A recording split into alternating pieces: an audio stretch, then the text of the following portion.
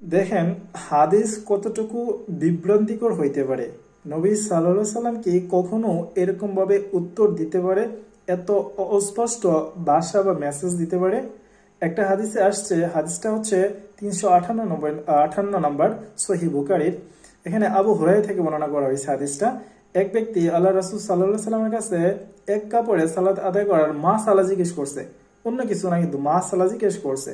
তো সেই ক্ষেত্রে আল্লাহ রসুল সাল্লাহ সাল্লাম উত্তর বলেন, তোমাদের প্রত্যেকের কি 2টি করে কাপড় আছে? প্রশ্ন করছে উল্টা। শেষ হাদিস এখানে।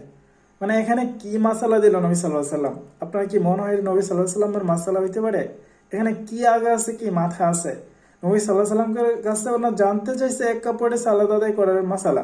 নবী সাল্লাহ সাল্লাম উল্টা প্রশ্ন করছে, তোমাদের কাছে কি 2টা হাদিস আছে, মানে 2টা কাপড় আছে?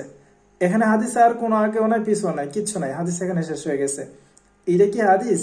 এখান থেকে কি মেসেজ পাওয়া যায়? কোন মেসেজ পাওয়া যায়?